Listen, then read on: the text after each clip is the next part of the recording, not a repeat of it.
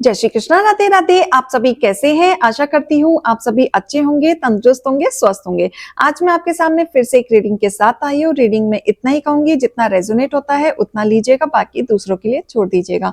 और अगर किसी को पर्सनली कंसल्टेशन लेना है तो ऊपर दिए गए नंबर पे सिर्फ और सिर्फ व्हाट्सएप करें, कॉल्स को अवॉइड करें। और कोई टैरो न्यूमरोलॉजी सीखना चाहता है तो उसके लिए भी ऊपर दिए गए नंबर पे संपर्क कर सकते हैं। और जितनी रीडिंग रेजोनेट होती है उतना ही लीजिएगा। जबरदस्ती का बिल्कुल रिलेट करके दिल दुखाने की जरूरत नहीं है।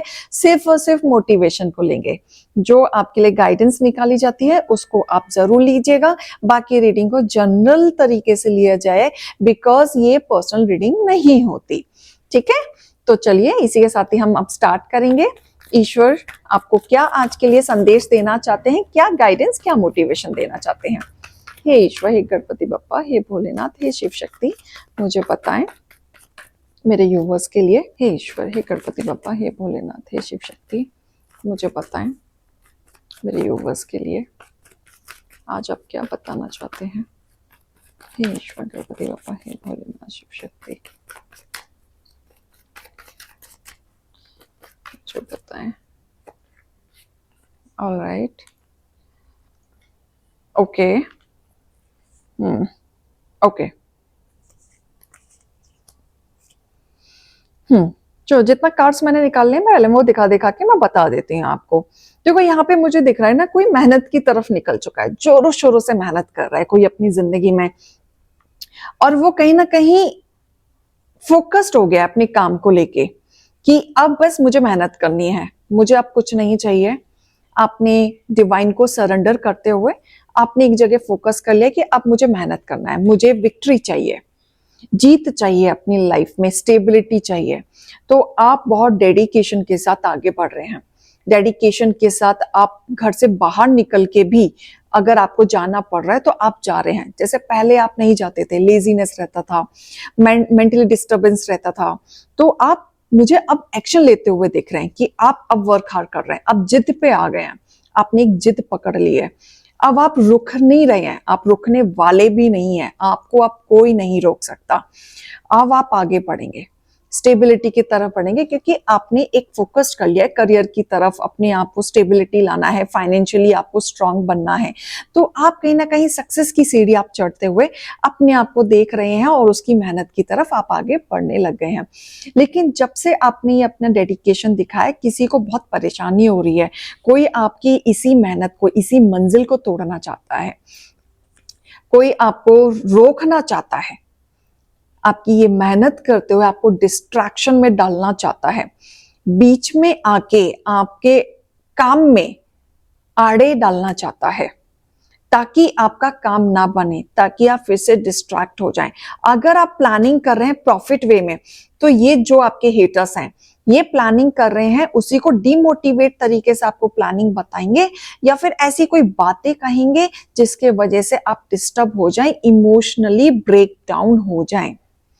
तो यहां मुझे ऐसा दिख रहा है, तो यहां एक एनर्जी दिख रही है कि कोई आपको सलाह देने की कोशिश करेगा। आपसे कोई बड़ा हो सकता है ये इंसान, जो अननेसेसरी जो आपसे सलाह मांगेगा, जो आपकी रिक्वायरमेंट नहीं है, ताकि आप मेंटली डिस्टर्ब हो जाएं, आप अपने ज्ञान को कामयाबी की तरफ ना बढ़ा पाए, आगे ना बढ़ पाए, रेस की तरफ ना भाग पाए, तो आपको कोई ना कोई रोकने की कोशिश करेगा, और कोई ना कोई आपके साथ पॉलिटिक्स भी करने की कोशिश करेगा कि आप कुछ करने की सोच रहे हैं, काम में अड़चने आ रही हैं, और ये कोशिश करेंगे। ये लोग रुकने वाले नहीं है। ये कोई आपके घर की देखो लेडी ही दिख रही है, कोई घर का बड़ा बुजुर्ग भी दिख रहा है मुझे। तो जेंट्स और लेडीज दोनों की एनर्जी आ रही है कि पंचायत चल रही है, आपको लेके पंचायत चल रही है, हजम नहीं हो रहा है। आप आगे जिस तरीके से रफ्तार से बढ़ रहे हैं, इनको डाइजेस्ट नहीं हो रहा है। कैसे आप अपनी जिंदगी में बैलेंस ला सकते हैं? आपकी सक्सेस को रोकने की कोशिश की जा रही है, यहाँ पे प्लानिंग की जा रही है।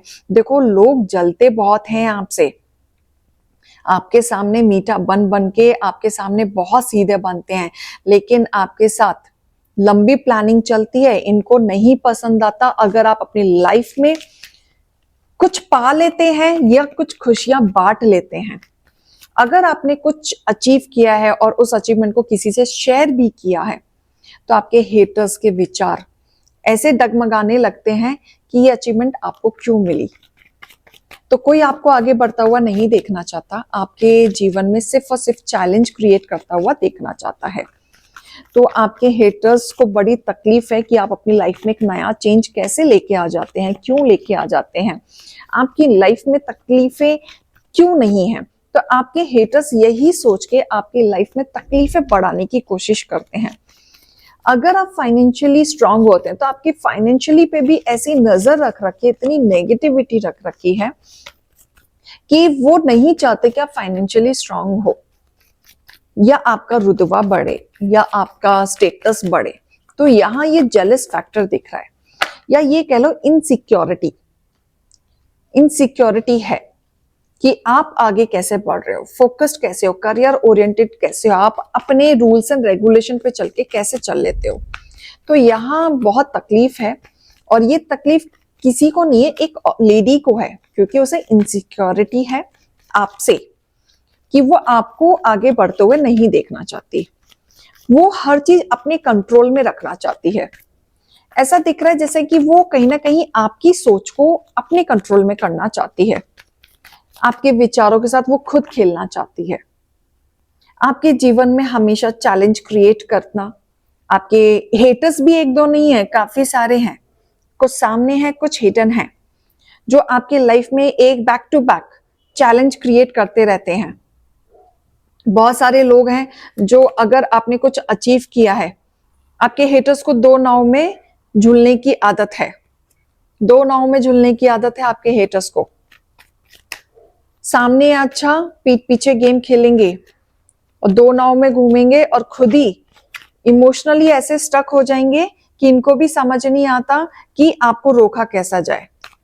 तो ये इनकी आधी सोच इसी प्लानिंग में चली जाती है। अगर जीवन में कुछ अच्छा करने के लिए सोचते तो भगवान भी दूसरा मौका देता है इनको, इनके ऊपर भी ब्लेसिंग होती, लेकिन सारी एनर्जी ये लोग लगा देते हैं आपकी प्लानिंग को हटाने के लिए, कि आपको कैसे रास्ते से हटाया जाए, आपकी प्लानिंग को कैसे हटाया जाए, आपकी बढ़ोतरी को कैसे कम किया जाए।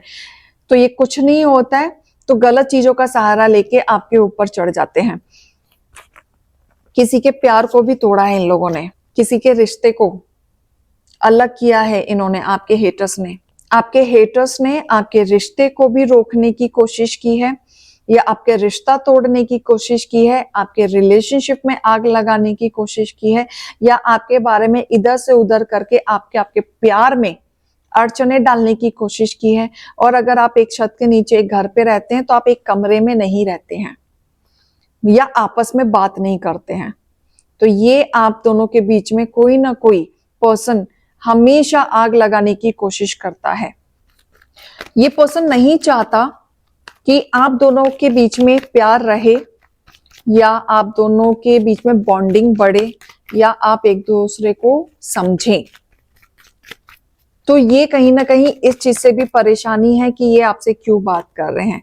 लेकिन आपकी भी कोई विश है, कोई मैनिफेस्ट है जो आप बहुत टाइम से मन में लेके बैठे हैं, इच्छाएं कर रहे हैं, ईश्वर से प्रार्थना कर रहे हैं।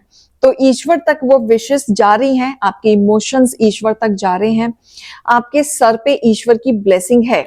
जिन्होंने आपको बांधा, जो आपको रोकने की कोशिश कर रहे हैं, वो सिर्फ और सिर्फ कोशिश ही करते रहेंगे, कभी आपको रोक नहीं पाएंगे।